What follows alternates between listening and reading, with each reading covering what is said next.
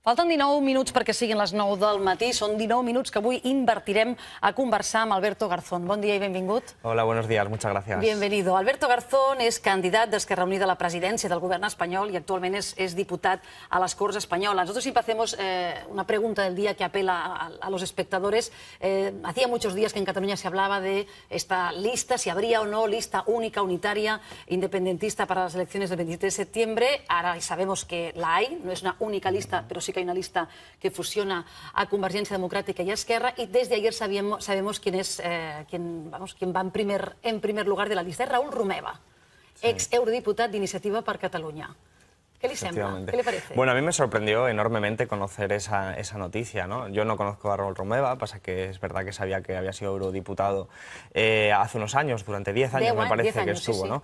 Me sorprende mucho porque una cosa es el nacionalismo de izquierdas, que tiene una base popular, que tiene una base muy arraigada en el territorio, que tiene una tradición, es heredero de la tradición republicana, en la que en última instancia hay una relación muy estrecha entre el político y el ciudadano. De hecho, el concepto nacionalización, de volver al común, de volver al ciudadano, es decir, hablamos de un nacionalismo de izquierda muy vinculado al territorio, mientras que el nacionalismo de derecha se ha caracterizado siempre por un elitismo, por una concepción profundamente elitista de la política. Y cuando ves a alguien que ha pretendido estar en esa izquierda, facilitar, porque eso es lo que se va a intentar, que Artur Mas sea de nuevo el presidente de la Generalitat, pues te llevas una sorpresa. Te llevas una sorpresa y como mínimo te quedas planteando si no hay profundas incoherencias.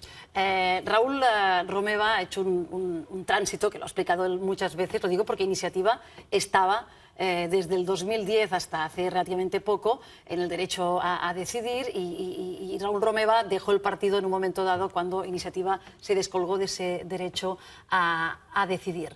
Ayer Dolors Camats, en la línea de lo que usted dice, eso quiere decir que realmente la candidatura, la posible confluencia de izquierdas, es lo que hace temer que esa candidatura por la independencia no sea la ganadora. ¿Usted cree que hay ganas, con la figura de Raúl Romeva, de combatir esa posible otra candidatura de confluencia de izquierda? Yo estoy de acuerdo. Creo que Artur Mas esto hace 6 meses no se lo hubiera imaginado. Lo que ocurre es que ha estado reaccionando frente a los buenos movimientos tácticos y de contenido y de profundidad de una izquierda que se está organizando de forma colectiva para ganar la institución, y que tenemos el precedente del 24M de Barcelona en Comú, un precedente en el que se ha podido quitar del gobierno a Convergencia y se ha dado a la gente más sencilla. Yo creo que las discrepancias de Romeva con Iniciativa son algo que tienen que valorar desde luego en Iniciativa, pero yo no estoy de acuerdo en el hecho de que Iniciativa no esté a favor del derecho a decidir, porque también estamos incluso nosotros a favor del derecho a decidir. De Izquierda Unida somos la única fuerza de ámbito estatal que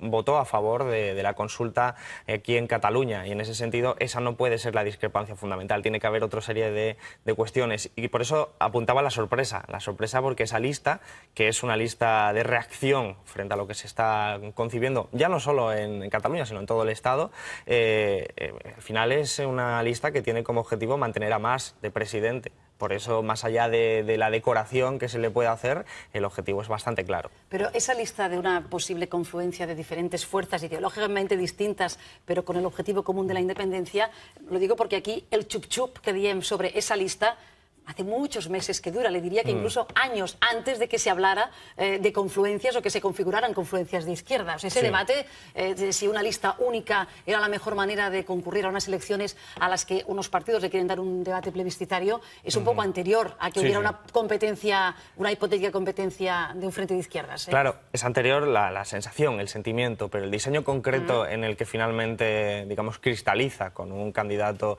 que no es Artur Mas, eso es resultado clarísimo de lo que ha sido la confluencia de izquierdas, porque si no, a lo mejor si hubieran estado intentando construir una lista unitaria, pero con Artur Mas a la cabeza, que era lo que siempre pretendió él desde el primer momento. Lo que ocurre es que últimamente lo que cambia el Estado en una semana lo que antes pasaba en un año. Entonces los ritmos son muy acelerados y eso obliga, pues, por ejemplo, la semana pasada escuchábamos como en un debate muy encendido la posibilidad de que fuera una lista de solo ciudadanos sin ningún político. Esto hubiera sido inconcebible hace un año. En la propia Convergencia hubiera sido inconcebible. Entonces este tipo de debates son resultado de lo que se está moviendo en el suelo. Usted ha recordado ahora una verdad, que es que Izquierda Unida es el único partido en el Congreso español que votó a favor del dret a decidir, a favor de que se pudiera articular una manera de consultar sobre su propio futuro como sujeto político a los catalanes. En ese sentido, el programa electoral con el cual, ahora miremos de saber cómo va a concurrir Izquierda Unida a esas elecciones generales, pero ¿cómo se plasma eso sobre el papel? ¿Ustedes eso cómo lo escribirán? Si es que lo escriben, ¿eh? Sí, nosotros somos una fuerza federalista, por lo tanto concebimos que la solución a todos los problemas identitarios que se generan, que son reales, pasa por el diálogo, por la política y por una nueva forma del modelo de Estado que sea federal, pero que respete el derecho a autodeterminación, que eso para nosotros es fundamental en la medida en que es un principio democrático, que tiene que ser aplicado. Por eso nosotros lo que hemos votado, y en consecuencia, es que se pueda votar en una consulta sencillamente para que el pueblo catalán se exprese, igual que el pueblo catalán, cualquier otro pueblo del conjunto de Europa, que tenga la capacidad de expresarse para conocer realmente cuál es el futuro que quieren organizarse. Y después ya el contenido de lo que nosotros votaríamos en eso es una cuestión totalmente ajena, pero el derecho a autodeterminación hay que respetarse y eso significa habilitar instrumentos para que se pueda posicionar el pueblo. Usted, no ahora, sino supongo que desde hace tiempo, va por España y entiendo que cuenta lo mismo aquí que en Zamora, que en A Coruña o que en Sevilla. ¿Este discurso o esta posición de Izquierda Unida respecto al derecho a autodeterminación le ha traído algún problema? ¿Ha tenido que explicarse más en sitios que otros? ¿Qué es lo que usted Hombre, palpa? Honestamente me he tenido que explicar muchísimo. ¿Por qué? Porque entre otras cosas yo soy de Málaga, entonces allí las cosas se entienden de una forma muy diferente. Tenemos un país que ha vivido una dictadura de 40 años en la que ha sido un centralismo y un anticatalanismo que ha penetrado mucho en las conciencias del pueblo. Y eso hace falta mucha pedagogía para ir resolviéndolo y para volver a los valores del republicanismo, de la izquierda, que representaba y respetaba los derechos de los pueblos. Yo creo que se ha hecho mucho trabajo en ese sentido. La posición de Izquierda Unida es muy clara, es muy nítida, la que acababa de expresar yo, y en este momento se defiende, por supuesto, lo mismo en todas partes. Sigue habiendo mucho debate, tiene que haber mucho debate y probablemente lo haya de aquí en el futuro, mucho debate en ese sentido, pero yo creo que es sano porque estamos huyendo de una época oscura en la que ni siquiera se podía debatir de esto. Usted ahora ha planteado cuál es su posición, lo digo para mirar a ver cómo lo presenta la izquierda en general, ¿eh? Podemos habla de un proceso constituyente, el PSOE propone una reforma constitucional. En esas tres posturas de tres partidos situados a la izquierda, ¿hay algún punto en común? ¿Hay alguna posibilidad de entenderse en un futuro para articular y dar salida a ese anhelo de una mayoría, si hablamos del derecho a decidir de la ciudadanía de Cataluña?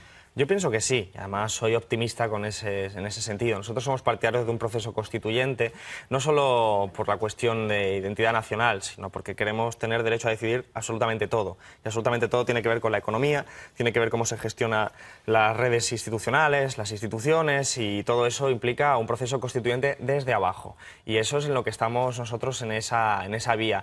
Pero claro, primero tiene que abrirse ese debate de una forma mucho más amplia, porque lo que hemos visto hasta este momento es que el gobierno de España, con Mariano Rajoy, lo que hacía era esconder el problema debajo de la mesa, prohibir que la gente pudiera votar y esperar que de esa forma desapareciera el debate. Y claro, así no se va a solucionar nada. Tenemos que entrar en un espacio donde el debate sea sano y sea en torno pues, a una mesa, lógicamente, de debate absolutamente sano, claro, nítido, sin ningún tipo de tacticismo electoral, sino sencillamente diciendo las cosas como las hay que decirlas. Digo lo del tacticismo electoral porque a nosotros creemos que somos coherentes al defender esto también en Málaga, también en Sevilla, también en Almería o en Extremadura, a pesar de que pueda tener un perjuicio electoral, pero creemos que al final lo que tiene que prevalecer es los principios y los valores. ¿Qué le parece que el PSC, el Partido Socialista de Cataluña, haya retirado de su programa electoral el derecho a decidir?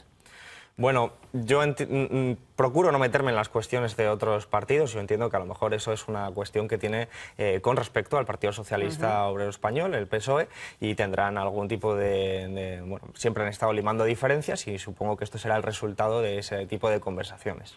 Yo decía que seguramente estas próximas elecciones, las catalanas y también las españolas, el concepto de las confluencias, de los pactos, ya sean preelectorales o postelectorales, van a tener mucha importancia. En ese sentido, está en marcha en estos momentos, y usted consta que ha participado en algunas de las reuniones, vamos a empezar por la de Cataluña, una confluencia de esquerras en Cataluña, entre Podemos, entre Iniciativa per Catalunya, entre Esquerra Unida i Alternativa, y veremos si procés constituent. Su colega, el senyor Nuet, de Esquerra Unida y Alternativa, ¿qué le cuenta? ¿Cómo van esas negociaciones? Bueno, lo que me cuenta es que van bastante bien, y que hay que ser optimista con la posibilidad de que efectivamente finalmente haya encima de la mesa una candidatura unitaria para las elecciones autonómicas de Cataluña, con un espacio de encuentro donde estemos todos, las formaciones, los ciudadanos, los movimientos sociales muy cómodos para aplicar un programa que pueda ganar a imagen y semejanza de lo que ha pasado el 24M, no solo en Barcelona, sino también Zaragoza, Madrid, Santiago, Coruña, Ferrol, que han sido candidaturas unitarias que han permitido pues, ganar unas ciudades que hacía mucho tiempo, si es que alguna vez habían tenido en manos de lo que podíamos llamar la izquierda. Y en ese sentido, eso yo creo que es una enseñanza que hay que extender. Es decir, si finalmente hay un acuerdo en Cataluña para las autonómicas de esta forma, en un espacio cómodo en el que estamos todos y todas, porque es el único instrumento posible para ganar unas elecciones, sabiendo además que son unas elecciones no cualquiera, sino en la que se disputa un nuevo orden social, en el que se va a delimitar y definir cómo es la sociedad de aquí a 30 años, en ese sentido, esa experiencia debería replicarse. Y si tenemos una marea, políticamente hablando, en Cataluña, tendría que haber una marea también del pueblo gallego, una marea del pueblo andaluz y una marea en todas partes de Europa para poder construir una sociedad más justa.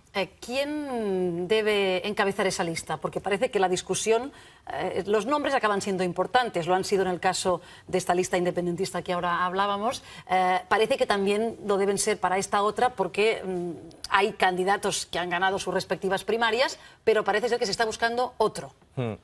Bueno, eso lo tienen que decidir, lógicamente, el pueblo catalán y, concretamente, las personas que participan en ese proceso. Yo creo que la línea que están buscando es muy correcta, que es la de una persona que se sienta cómoda en todas las fuerzas sociales y políticas. Eso no está exento de dificultades, al contrario, es algo complicado de encontrar, pero que si se acierta con la clave, estamos hablando de un momento político en el que las candidaturas suman para multiplicar, pero donde el perfil del que encabeza o la que encabeza también añade pues, un plus que yo creo que en el caso de Ada Colau con el Ayuntamiento de Barcelona pues ha sido un ejemplo muy claro de que eso también permite maximizar las opciones de victoria. Joan Coscubiela, a quien usted conoce Sí. bien, ¿sería un buen cabeza de lista?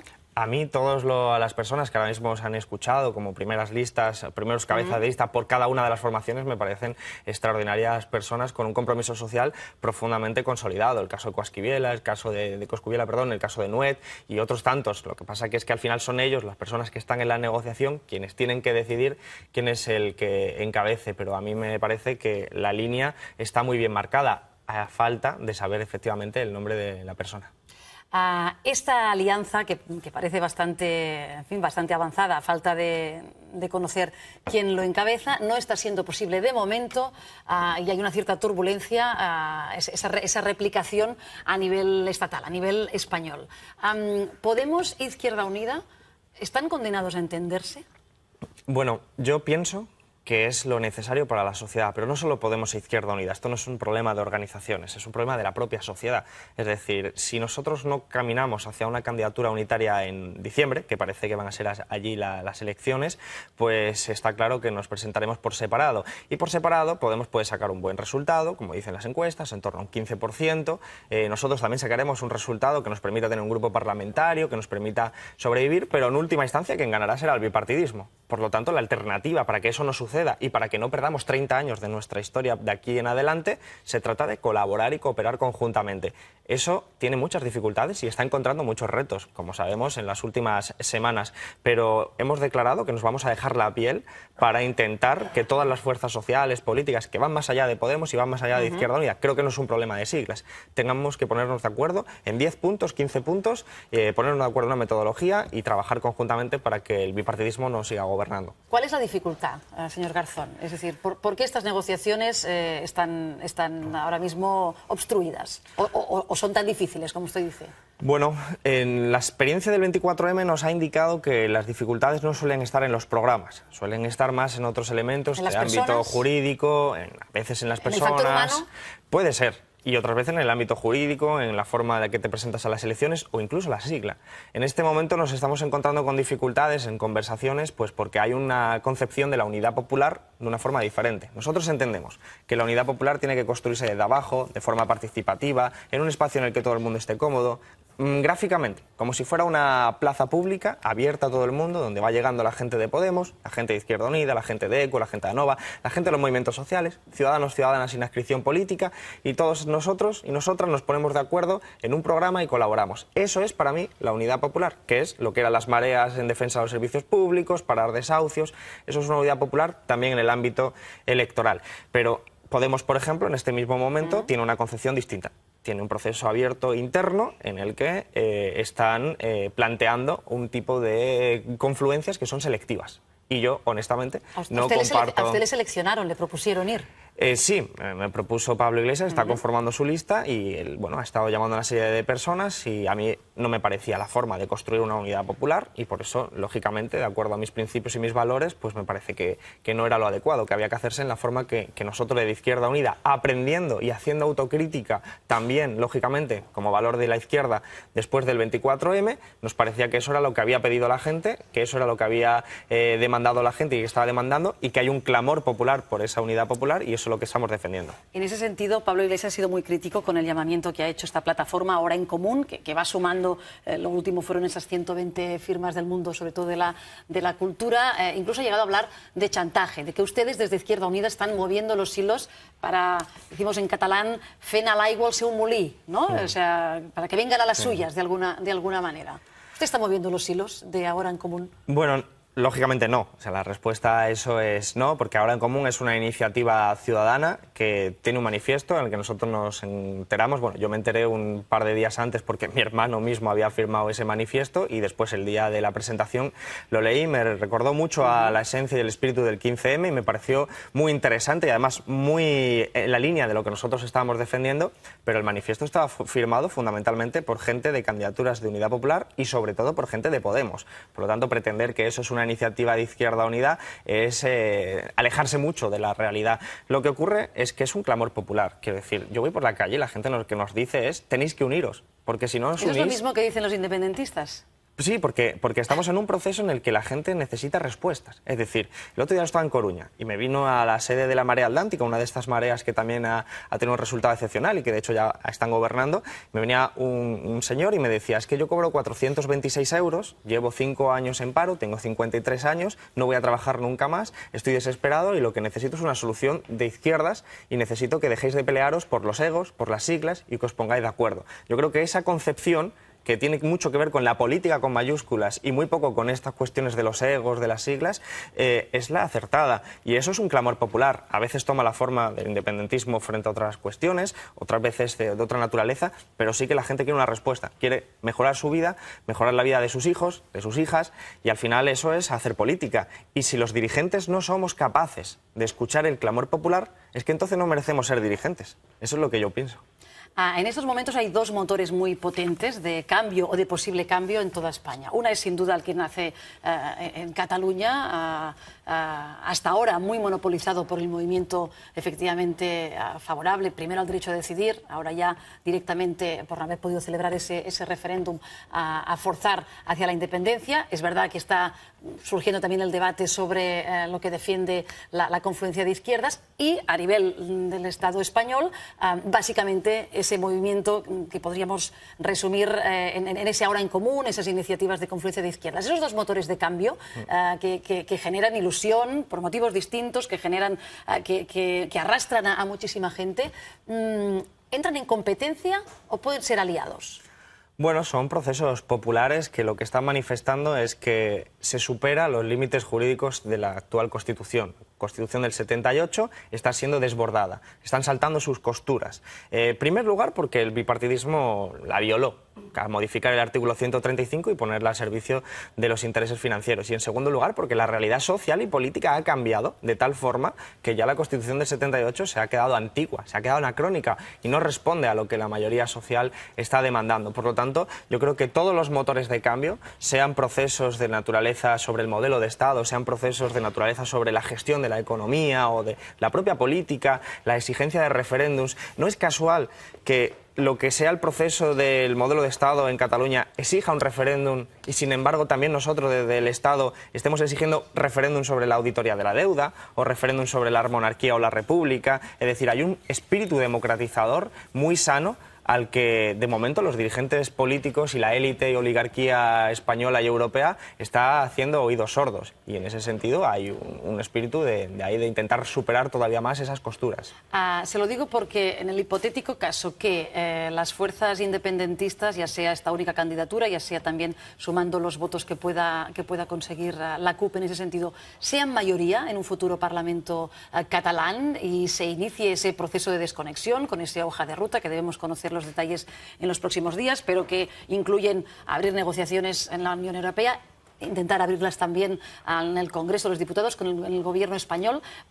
¿Cuál sería la actitud de Izquierda Unida ante esa realidad? Una mayoría de diputados o de votos en el Parlamento catalán. Pues la que ha sido hasta ahora, por coherencia. El permitir y facilitar que sea el pueblo catalán el que hable, no solo sus representantes, sino el pueblo catalán directamente el que se pueda expresar en torno a esa y otras muchas cuestiones, porque cuando hablamos de independencia yo creo que es justo hablar de una independencia jurídica frente a otra entidad política, pero también una independencia frente a poderes financieros, frente a los bancos. Yo quiero una independencia frente a los bancos, quiero que los ciudadanos y ciudadanas de Cataluña no sean desahuciados. Y esa es la gran enorme paradoja, como Artur Mas, diciendo que quiere una independencia, es el que facilita que haya desahucios en Cataluña y que la gente catalanas estén perdiendo sus viviendas porque un banco ha exigido hacer más beneficios. Por lo tanto, yo lo que exijo es una independencia absolutamente para conseguir lo que en filosofía política se llama libertad positiva, el derecho de ser libre, el derecho de poder desarrollar tu vida con dignidad, de tener satisfechas tus condiciones materiales de vida,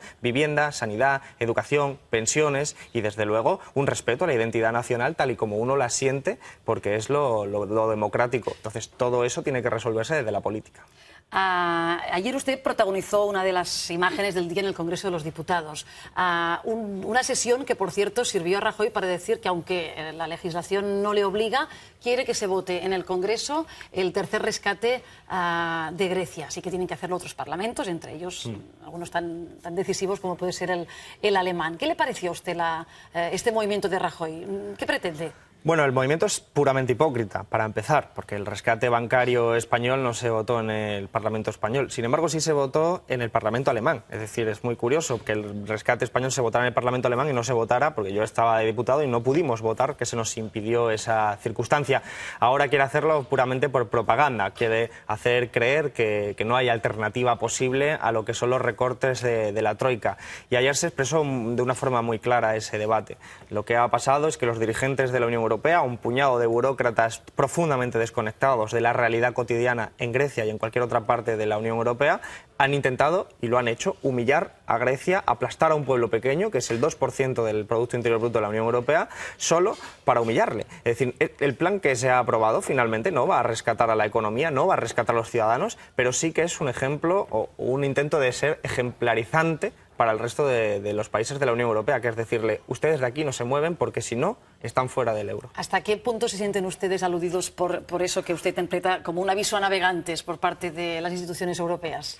Profundamente, porque esa es la recuperación de la frase de Margaret Thatcher del no hay alternativa. No hay alternativa, pero que en realidad sí la hay. Lo que pasa es que están construyendo una Unión Europea profundamente antidemocrática, una hidra, un monstruo de muchas cabezas, que está cerrando cualquier alternativa al neoliberalismo. Y cuando de repente aparece un gobierno digno, que tras 6 años de recortes y de no recuperar la economía, una economía intervenida por el Fondo Monetario Internacional, y este gobierno digno propone un camino diferente, entonces todo se posiciona para humillar a ese gobierno y para humillar al pueblo griego. Entonces es un aviso muy claro desde una posición ideológica, la posición ideológica de os tenéis que aguantar porque en este momento en la Unión Europea os sobra la sanidad pública, os sobra la educación pública, os sobran las pensiones, os sobran las islas que tenéis que vender, os sobran las empresas públicas que queden. Es decir, es un proyecto civilizatorio, es un proyecto ideológico que no quiere que tenga una respuesta. Y claro, han intentado cerrar la respuesta en Grecia porque Grecia es el 2% del Producto Interior Bruto, pero España es el 12%. Y si en España tenemos la capacidad de tener una candidatura unitaria de izquierdas para las generales, pues tendremos la capacidad también de tener una correlación de fuerzas mayor para apoyar al pueblo hermano griego. Usted es economista. ¿Usted cree que se acabará rompiendo el euro, señor Garzón? Yo creo que el euro nace con enormes dificultades. De hecho, incluso una que es muy fácil de entender por todas las personas que nos estarán viendo. Es un club donde puedes entrar y no está previsto que puedas salir. Por lo tanto, nadie en su sano juicio entraría en un club de esa naturaleza. Ha sido construido de forma muy interesada a favor de los intereses de las empresas financieras alemanas. Una Unión Europea que se construye fundamentalmente para globalizar las finanzas, para globalizar el espacio monetario, pero no globaliza la política, no globaliza la fiscalidad, no globaliza el gobierno, al final lo que tenemos es una serie de contradicciones que pueden acabar explotando. Yo sí creo que este fin de semana se ha iniciado el principio del fin de la Unión Europea, porque no se puede construir una comunidad política en contra de los ciudadanos. Y lo que ha ocurrido en Grecia ha sido que unos dirigentes, un puñado de burócratas, da igual de dónde sean y da igual el acento, por eso lo digo por lo de Guindos o el otro jefe del Eurogrupo, da igual el acento que tenga, pero que un puñado de burócratas al final han decidido que van a ponerse por encima de un pueblo entero. Y eso me parece que es una forma estupenda para el desastre. Le hemos visto a usted entregando un libro ayer a Mariano Rajoy, un libro de Keynes. ¿Qué le dijo Rajoy? Hemos incluso podido leer la dedicatoria que usted le hizo porque la ha colgado en Twitter. ¿Qué le dijo Mariano Rajoy? Bueno, simplemente me lo agradeció. Es un hombre de pocas palabras, así que me lo agradeció así. El ministro de Exteriores sí que me dijo, yo también quiero uno. Y no pasa que yo solo llevaba uno, lógicamente, para la ocasión. Y a mí me parecía un símbolo relevante. Porque las consecuencias económicas de la paz. De la paz, sí. Escrito con posterioridad al Pacto de Versalles de 1919, después de la Primera Guerra Mundial, a Alemania se le exigen una serie de reparaciones en ese Pacto de Versalles, en el que prácticamente hundían mucho más su economía. Y Keynes lo que mantenía era una posición de decir, si le exigís tantas reparaciones, si le humilláis de esta forma, nunca podrá recuperar su economía y la ciudadanía buscará una respuesta en aquel que pase primero, que fue Hitler. Por lo tanto, fue bastante claro a la hora de vislumbrar lo que venía después. Vino fascismo, vino la Segunda Guerra Mundial, todo porque se concentraron más en recuperar aquellas reparaciones, en recuperar y en humillar a un pueblo, en vez de pensar en positivo en medio y en largo plazo. Algo habremos aprendido, ¿no?, desde entonces. Pues por lo que estamos viendo, no, porque al final, ¿qué opina el pueblo griego cuando se encuentra que después de 6 años le cierran la puerta a la solidaridad, a la fraternidad? Porque el pueblo griego no es el responsable del despilfarro que ha habido en Grecia por sus gobernantes corruptos, que son, por cierto, a los que apoya Mariano Rajoy, a los que apoyaba Mario Draghi, que era el vicepresidente de Goldman Sachs, cuando se hicieron trampas contables en el gobierno de Grecia. ¿No hay responsabilidades compartidas en todo esto? Bueno, yo es que pienso, es como en España, ¿no? Cuando nos dicen, es que hemos vivido por encima de nuestras posibilidades. La mayoría de la gente solo ha querido acceder a una vivienda que estaba tan encarecida que tenía que endeudarse, o acceder a un coche para ir a trabajar. Eso no es vivir por encima de sus posibilidades. Vivir por encima de sus posibilidades son lo de las tarjetas Black, son las grandes empresas constructoras y, sobre todo, algo muy importante, que todos los que especularon en España, como en Grecia, lo hicieron con dinero. Y ese dinero procede de los bancos alemanes y franceses, que eso sí que se hicieron de oro durante la burbuja inmobiliaria y es a quien verdaderamente se ha rescatado ahora. Entonces, cuando se buscan las responsabilidades, no se puede buscar en el currito que se está ganando la vida y que no tiene privilegios. No tiene privilegios, lo que tiene es un intento de desarrollar su vida dignamente, pero otros que sí tienen privilegios son los que siguen gobernando. Alberto Garzón, saliendo de esta entrevista, no sé si inmediatamente o no, tiene una reunión con Ada Colau, con la alcaldesa de Barcelona. ¿Con qué orden del día? Bueno, lo que queremos es compartir reflexiones. Me parece muy interesante ver un poco cómo va el ayuntamiento desde que fue elegido ya el 24M hasta ahora, las dificultades, porque me parece, yo que me conozco las leyes de Montoro y sé que tiene las garras metidas en todas las administraciones públicas con unas competencias menores que el Estado, me parece muy relevante saber cuáles son las dificultades que están enfrentando o que van a enfrentar para aplicar un programa en beneficio de la mayoría social, porque creo que la conclusión automática es que se ha ganado Barcelona, estupendo, hay que ganar también la Generalitat, porque si no hay otra serie de competencias a las que no tienes acceso, y hay que ganar el Estado. Y hay que ganar el Estado porque si no va a seguir siendo Montoro quien puede cerrarte y ahogarte directamente en esos otros ámbitos competenciales. ¿En esa agenda de Alberto Garzón hay alguna otra reunión ya señalada con Pablo Iglesias? No, hemos quedado en seguir hablando, como con otras personas que tienen influencia en este proceso. Yo soy optimista, creo que finalmente tendremos unos espacios de diálogo entre Podemos, Izquierda Unida, ECO y movimientos sociales para construir esa candidatura unitaria, porque creo que no es solo una cuestión de generosidad, en el término moral de la palabra, sino de inteligencia política. Porque sería un drama para la sociedad, insisto, vuelvo a lo que decía antes, un drama para la sociedad que por disensiones de carácter no político no llegáramos a colaborar conjuntamente, respetando nuestras autonomías, respetando nuestras independencias, pero colaborar. La política tiene que pasar de la competencia a la colaboración, a la cooperación. Son principios y valores que yo identifico en la izquierda que deben prevalecer para poder transformar este país. ¿Y esta colaboración es muy distinta si se hace de manera preelectoral que si se hace con el compromiso compromiso de hacerlo después de las elecciones. ¿Esa es una opción? Es muy distinta, porque hay una cuestión que media, que es la ley electoral, que es una cuestión que es casi como una ley de la gravedad en términos políticos, porque va a ser insuperable hasta ese momento, y es el hecho de que las circunscripciones, la mayoría de ellas son de carácter mayoritario, lo que quiere decir que para que un partido pueda tener una representación tiene que tener un porcentaje casi superior al 25% o 30% en algunas circunscripciones, y eso en solitario es muy complicado, por no decir directamente imposible. Nosotros en Izquierda Unida lo hemos padecido toda la historia. Julio Anguita consiguió sus mejores resultados con 21 diputados, y si hubiera sacado 5% más hubiéramos tenido 60 diputados. Es decir, hay un salto que se puede dar cuando se trabaja conjuntamente. Eso es lo que nosotros visualizamos, pero no queremos la unidad popular electoral por motivos tacticistas electorales, de haber hecho los cálculos, sino porque es un principio. Porque si hemos luchado juntos en la defensa de los servicios públicos, en la marea blanca, en la marea verde, hemos parado desahucios conjuntamente, sin preguntar al de al lado qué carné lleva en el bolsillo, ¿por qué no colaborar conjuntamente ahora en las instituciones? Esa filosofía que se ha hecho en Barcelona en Común, Zaragoza en Común, la marea atlántica, en ahora Madrid, ha funcionado. ¿Por qué ahora negarse? ¿Por qué ahora taparse los ojos y decir que eso no se puede replicar en el Estado? Esa es la pregunta. Lo seguiremos. Alberto Garzón, muchas gracias por volver a Matins. La última vez que lo hizo llevaba un libro sobre el brazo, La Tercera República. Coincidió con la abdicación de... Sí, fue casualidad, no tenía ninguna información. Le hicieron la campanya de publicitat gratis i torna avui ja com a candidat a la Moncloa i com a diputat d'Izquierda Unida. Gràcies i bon dia. Moltíssimes gràcies. Que vagi molt bé. Són les 9:12 del matí. Li hem fet la pregunta del dia, la mateixa que farem ara a la taula. Com valoreu que Romeva encapçali la llista independentista conjunta?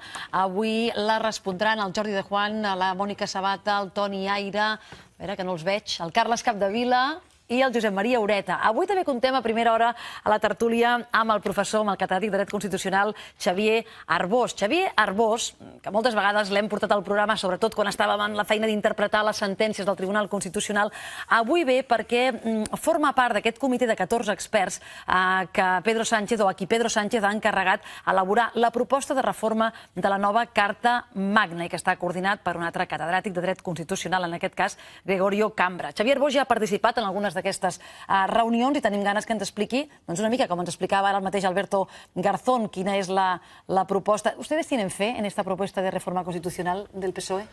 Del PSOE no sé tenemos... si fe es la palabra, es la que me ha salido. Bueno, a veces en política es casi una cuestión de fe, pero no tenemos ningún tipo de esperanza porque el PSOE pactó una reforma constitucional con el Partido Popular y fue la del 135. Entonces yo estoy abierto a hablar de reforma constitucional en cualquier caso, pero con los precedentes que tenemos, fe desde luego no existe. ¿Y conocen algo de los trabajos que están haciendo estos expertos o tienen algún...? No, sabemos un poco que se está trabajando sobre todo en el ámbito del modelo de Estado, pero no hemos tenido ningún papel ni nada encima de la mesa. Doncs mirarem d'averiguar alguna cosa ara amb el professor Arbós. Gràcies, Alberto Garzón. Puedo expresar yo, y en este momento se defiende, por supuesto, lo mismo en todas partes. Sigue habiendo mucho debate, tiene que haber mucho debate y probablemente lo haya de aquí en el futuro mucho debate en ese sentido, pero yo creo que es sano porque estamos huyendo de una época oscura en la que ni siquiera se podía debatir de esto. Usted ahora ha planteado cuál es su posición, lo digo para mirar a ver cómo lo presenta la izquierda en general. Podemos habla de un proceso constituyente, el PSOE propone una reforma constitucional. En esas tres posturas de tres partidos situados a la izquierda, ¿hay algún punto en común? ¿Hay alguna posibilidad de entenderse en un futuro para articular y dar salida a ese anhelo de una mayoría, si hablamos del derecho a decidir de la ciudadanía de Cataluña? Yo pienso que sí, además soy optimista en ese sentido. Nosotros somos partidarios de un proceso constituyente, no solo por la cuestión de identidad nacional, sino porque queremos tener derecho a decidir absolutamente todo. Y absolutamente todo tiene que ver con la economía, tiene que ver cómo se gestiona las redes institucionales, las instituciones, y todo eso implica un proceso constituyente desde abajo. Y eso es en lo que estamos nosotros en esa vía. Pero claro, primero tiene que abrirse ese debate de una forma mucho más amplia, porque lo que hemos visto hasta este momento es que el Gobierno de España, con Mariano Rajoy, lo que hacía era esconder el problema debajo de la mesa, prohibir que la gente pudiera votar y esperar que de esa forma desapareciera el debate. Y claro, así no se va a solucionar nada. tenemos que entrar en un espacio donde el debate sea sano y sea en torno pues, a una mesa, lógicamente, de debate absolutamente sano, claro, nítido, sin ningún tipo de tacticismo electoral, sino sencillamente diciendo las cosas como las hay que decirlas. Digo lo del tacticismo electoral porque a nosotros creemos que somos coherentes al defender esto también en Málaga, también en Sevilla, también en Almería o en Extremadura, a pesar de que pueda tener un perjuicio electoral, pero creemos que al final lo que tiene que prevalecer es los principios y los valores. ¿Qué le parece que el PSC, el Partido Socialista de Cataluña, haya retirado de su programa electoral el derecho a decidir?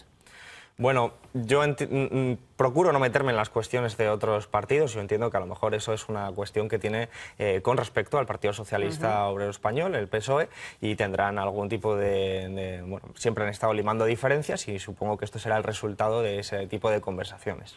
Yo decía que seguramente estas próximas elecciones, las catalanas y también las españolas, el concepto de las confluencias, de los pactos, ya sean preelectorales o postelectorales, van a tener mucha importancia. En ese sentido, está en marcha en estos momentos, y usted consta que ha participado en algunas de las reuniones, vamos a empezar por la de Cataluña, una confluencia de esquerras en Cataluña, entre Podemos, entre Iniciativa per Catalunya, entre Esquerra Unida y Alternativa, y veremos si procés constituent. Su colega, el señor Nuet, de Esquerra Unida y Alternativa, ¿qué le cuenta? ¿Cómo van esas negociaciones?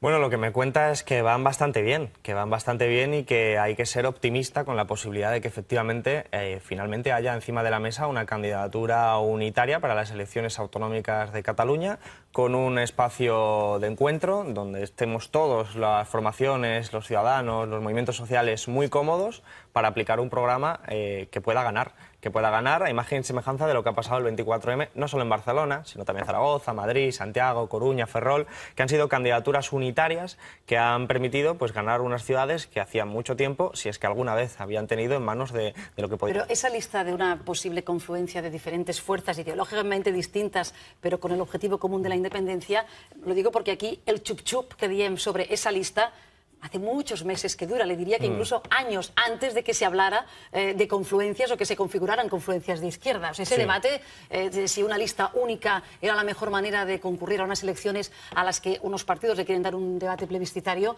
es un poco anterior a que hubiera una competencia, una hipotética competencia de un frente de izquierdas. Claro, es anterior la sensación, el sentimiento, pero el diseño concreto en el que finalmente, digamos, cristaliza con un candidato que no es Artur Mas, eso es resultado clarísimo de lo que ha sido la confluencia de izquierdas, porque si no, a lo mejor si hubieran estado intentando construir una lista unitaria, pero con Artur Mas a la cabeza, que era lo que siempre pretendió él desde el primer momento. Lo que ocurre es que últimamente lo que cambia el Estado en una semana lo que antes pasaba en un año. Entonces los ritmos son muy acelerados y eso obliga, pues, por ejemplo, la semana pasada escuchábamos como en un debate muy encendido la posibilidad de que fuera una lista de solo ciudadanos sin ningún político. Esto hubiera sido inconcebible hace un año. En la propia convergencia hubiera sido inconcebible. Entonces este tipo de debates son resultado de lo que se está moviendo en el suelo.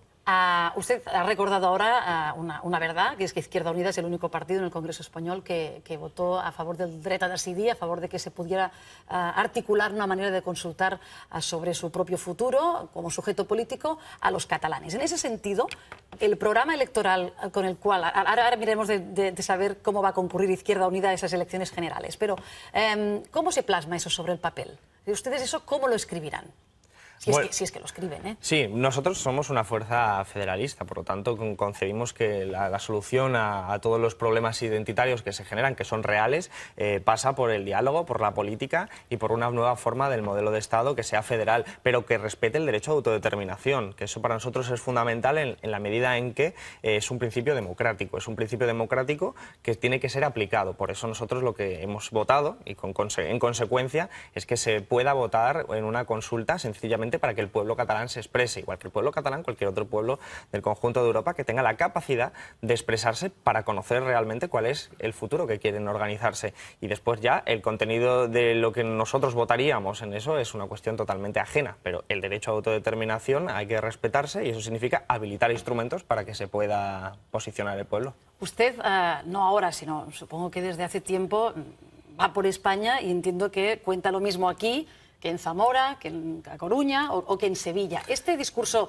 o esta posición de Izquierda Unida respecto al derecho a autodeterminación, ¿le ha traído algún problema? ¿Ha tenido que explicarse más en sitios que otros? ¿Qué es lo que usted Hombre, palpa? Honestamente me he tenido que explicar muchísimo, ¿Por qué? Porque entre otras cosas yo soy de Málaga, entonces allí las cosas se entienden de una forma muy diferente. Tenemos un país que ha vivido una dictadura de 40 años en la que ha sido un centralismo y un anticatalanismo que ha penetrado mucho en las conciencias del pueblo, y eso hace falta mucha pedagogía para ir resolviéndolo y para volver a los valores del republicanismo, de la izquierda, que representaba y respetaba los derechos de los pueblos. Yo creo que se ha hecho mucho trabajo en ese sentido. La posición de Izquierda Unida es muy clara, es muy nítida, la que acabamos. Falten 19 minuts perquè siguin les 9 del matí. Són 19 minuts que avui invertirem a conversar amb Alberto Garzón. Bon dia i benvingut. Hola, buenos días, muchas gracias. Bienvenido. Alberto Garzón és candidat d'Esquerra Unida a la presidència del govern espanyol i actualment és diputat a les Corts Espanyolas. Nosotros siempre hacemos una pregunta del día que apela a los espectadores. Hacía muchos días que en Cataluña se hablaba de esta lista, si habría o no lista única, unitaria, independentista para las elecciones del 23 de septiembre. Ahora sabemos que la hay, no es una única lista, pero sí que hay una lista que fusiona a Convergencia Democrática y a Esquerra, y desde ayer sabemos quién va en primer lugar de la lista. Es Raúl Romeva, ex eurodiputat d'Iniciativa per Catalunya. ¿Qué le sembla? ¿Qué le parece? Bueno, a mí me sorprendió enormemente conocer esa noticia, ¿no? Yo no conozco a Raúl Romeva, pasa que es verdad que sabía que había sido eurodiputado hace unos años, durante 10 años me parece que estuvo, ¿no? Me sorprende mucho porque una cosa es el nacionalismo de izquierdas, que tiene una base popular, que tiene una base muy arraigada en el territorio, que tiene una tradición, es heredero de la tradición republicana, en la que en última instancia hay una relación muy estrecha entre el político y el ciudadano. De hecho, el concepto nacionalización, de volver al común, de volver al ciudadano, es decir, hablamos de un nacionalismo de izquierda muy vinculado al territorio, mientras que el nacionalismo de derecha se ha caracterizado siempre por un elitismo, por una concepción profundamente elitista de la política. Y cuando ves a alguien que ha pretendido estar en esa izquierda, facilitar, porque eso es lo que se va a intentar, que Artur Mas sea de nuevo el presidente de la Generalitat, pues te llevas una sorpresa. Te llevas una sorpresa y como mínimo te quedas planteando si no hay profundas incoherencias. Raúl Romeva ha hecho un tránsito, que lo ha explicado él muchas veces, lo digo porque Iniciativa estaba desde el 2010 hasta hace relativamente poco en el derecho a decidir, y Raúl Romeva dejó el partido en un momento dado cuando Iniciativa se descolgó de ese derecho a decidir. Ayer Dolors Camats, en la línea de lo que usted dice, eso quiere decir que realmente la candidatura, la posible confluencia de izquierdas, es lo que hace temer que esa candidatura por la independencia no sea la ganadora. ¿Usted cree que hay ganas, con la figura de Raúl Romeva, de combatir esa posible otra candidatura de confluencia de izquierda? Yo estoy de acuerdo. Creo que Artur Mas esto hace 6 meses no se lo hubiera imaginado. Lo que ocurre es que ha estado reaccionando frente a los buenos movimientos tácticos y de contenido y de profundidad de una izquierda que se está organizando de forma colectiva para ganar la institución, y que tenemos el precedente del 24M de Barcelona en Comú, un precedente en el que se ha podido quitar del gobierno a Convergencia y se ha dado a la gente más sencilla. Yo creo que las discrepancias de Romeva con Iniciativa son algo que tienen que valorar desde luego en Iniciativa, pero yo no estoy de acuerdo en el hecho de que Iniciativa no esté a favor del derecho a decidir, porque también estamos incluso nosotros a favor del derecho a decidir. De Izquierda Unida somos la única fuerza de ámbito estatal que votó a favor de la consulta aquí en Cataluña, y en ese sentido esa no puede ser la discrepancia fundamental, tiene que haber otra serie de cuestiones, y por eso apuntaba la sorpresa porque esa lista, que es una lista de reacción frente a lo que se está concibiendo, ya no solo en Cataluña, sino en todo el Estado, al final es una lista que tiene como objetivo mantener a Mas de presidente. Por eso, más allá de la decoración que se le puede hacer, el objetivo es bastante claro. Podríamos llamar la izquierda. Y en ese sentido, eso yo creo que es una enseñanza que hay que extender. Es decir, si finalmente hay un acuerdo en Cataluña para las autonómicas de esta forma, en un espacio cómodo en el que estamos todos y todas, porque es el único instrumento posible para ganar unas elecciones, sabiendo además que son unas elecciones no cualquiera, sino en la que se disputa un nuevo orden social, en el que se va a delimitar y definir cómo es la sociedad de aquí a 30 años, en ese sentido, esa experiencia debería replicarse. Y si tenemos una marea, políticamente hablando, en Cataluña, tendría que haber una marea también del pueblo gallego, una marea del pueblo andaluz y una marea en todas partes de Europa para poder construir una sociedad más justa. ¿Quién debe encabezar esa lista? Porque parece que la discusión, los nombres acaban siendo importantes, lo han sido en el caso de esta lista independentista que ahora hablábamos, parece que también lo deben ser para esta otra, porque hay candidatos que han ganado sus respectivas primarias, pero parece ser que se está buscando otro.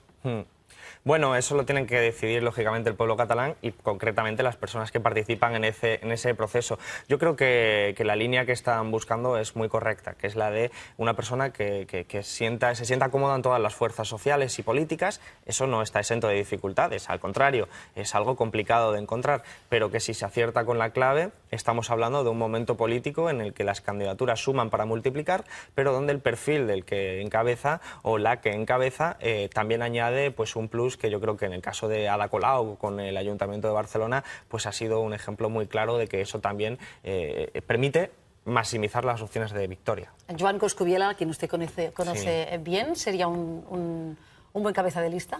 A mí, todas las personas que ahora mismo os han escuchado como primeros cabezas de lista por cada una de las formaciones me parecen extraordinarias personas con un compromiso social profundamente consolidado. El caso de Coscubiela, el caso de Coscubiela, perdón, el caso de Nuet y otros tantos. Lo que pasa que es que al final son ellos, las personas que están en la negociación, quienes tienen que decidir quién es el que encabece. Pero a mí me parece que la línea está muy bien marcada, a falta de saber efectivamente el nombre de la persona.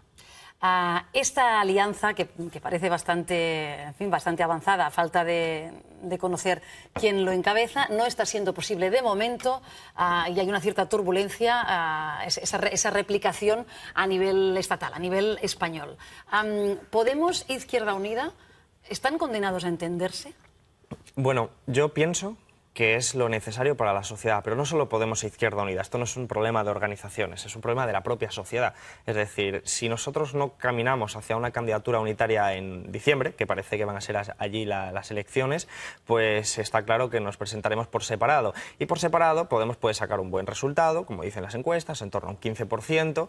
Nosotros también sacaremos un resultado que nos permita tener un grupo parlamentario, que nos permita sobrevivir, pero en última instancia quien ganará será el bipartidismo. Por lo tanto, la alternativa para que eso no suceda y para que no perdamos 30 años de nuestra historia de aquí en adelante, se trata de colaborar y cooperar conjuntamente. Eso tiene muchas dificultades y está encontrando muchos retos, como sabemos en las últimas semanas, pero hemos declarado que nos vamos a dejar la piel para intentar que todas las fuerzas sociales, políticas, que van más allá de Podemos y van más allá de Izquierda Unida, creo que no es un problema de siglas, tengamos que ponernos de acuerdo en 10 puntos, 15 puntos, ponernos de acuerdo en una metodología y trabajar conjuntamente para que el bipartidismo no siga gobernando. ¿Cuál es la dificultad, señor Garzón? Es decir, ¿por qué estas negociaciones están ahora mismo obstruidas? ¿O son tan difíciles, como usted dice? Bueno, en la experiencia del 24M nos ha indicado que las dificultades no suelen estar en los programas, suelen estar más en otros elementos, en el ámbito jurídico, a veces en las personas. ¿En el factor humano? Puede ser. Y otras veces en el ámbito jurídico, en la forma en la que te presentas a las elecciones o incluso la sigla. En este momento nos estamos encontrando con dificultades en conversaciones pues porque hay una concepción de la unidad popular de una forma diferente. Nosotros entendemos que la unidad popular tiene que construirse desde abajo, de forma participativa, en un espacio en el que todo el mundo esté cómodo, gráficamente, como si fuera una plaza pública abierta a todo el mundo, donde va llegando la gente de Podemos, la gente de Izquierda Unida, la gente de ECO, la gente de ANOVA, la gente de los movimientos sociales, ciudadanos, ciudadanas sin adscripción política, y todos nosotros y nosotras nos ponemos de acuerdo en un programa y colaboramos. Eso es para mí la unidad popular, que es lo que eran las mareas en defensa de los servicios públicos, parar desahucios. Eso es una unidad popular también en el ámbito electoral. Pero Podemos, por ejemplo, en este mismo momento tiene una concepción distinta. Tiene un proceso abierto interno en el que están planteando un tipo de confluencias que son selectivas. Y yo, honestamente, no comparto... ¿A usted le seleccionaron, le propusieron ir? Sí, me propuso Pablo Iglesias, está conformando su lista y él, bueno, ha estado llamando a una serie de personas y a mí no me parecía la forma de construir una unidad popular y por eso, lógicamente, de acuerdo a mis principios y mis valores, pues me parece que no era lo adecuado, que había que hacerse en la forma que nosotros de Izquierda Unida, aprendiendo y haciendo autocrítica también, lógicamente, como valor de la izquierda después del 24M, nos parecía que eso era lo que había pedido la gente, que eso era lo que había demandado la gente y que estaba demandando y que hay un clamor popular por esa unidad popular y eso es lo que estamos defendiendo. En ese sentido, Pablo Iglesias ha sido muy crítico con el llamamiento que ha hecho esta plataforma Ahora en Común, que va sumando, lo último fueron esas 120 firmas del mundo, sobre todo de la cultura, incluso ha llegado a hablar de chantaje, de que ustedes desde Izquierda Unida están moviendo los hilos para, decimos en catalán, fent a l'aigua el seu molí, ¿no? O sea, para que vengan a las suyas de alguna manera. ¿Usted está moviendo los hilos de Ahora en Común? Bueno, Lógicamente no. O sea, la respuesta a eso es no, porque Ahora en Común es una iniciativa ciudadana que tiene un manifiesto en el que nosotros nos enteramos. Bueno, yo me enteré un par de días antes porque mi hermano mismo había firmado ese manifiesto y después el día de la presentación lo leí. Me recordó mucho a la esencia y el espíritu del 15M y me pareció muy interesante y además muy en la línea de lo que nosotros estábamos defendiendo, pero el manifiesto estaba firmado fundamentalmente por gente de candidaturas de Unidad Popular y sobre todo por gente de Podemos. Por lo tanto, pretender que eso es una iniciativa de Izquierda Unida es alejarse mucho de la realidad. Lo que ocurre es que es un clamor popular. Quiero decir, yo voy por la calle y la gente lo que nos dice es tenéis que uniros, porque si no os ¿Eso unís... es lo mismo que dicen los independentistas? Sí, porque estamos en un proceso en el que la gente necesita respuestas. Es decir, el otro día estaba en Coruña y me vino a la sede de la Marea Atlántica, una de estas mareas que también ha tenido un resultado excepcional y que de hecho ya están gobernando. Me venía un señor y me decía, es que yo cobro 426 euros, llevo 5 años en paro, tengo 53 años, no voy a trabajar nunca más, estoy desesperado y lo que necesito es una solución de izquierdas y necesito que dejéis de pelearos por los egos, por las siglas y que os pongáis de acuerdo. Yo creo que esa concepción, que tiene mucho que ver con la política con mayúsculas y muy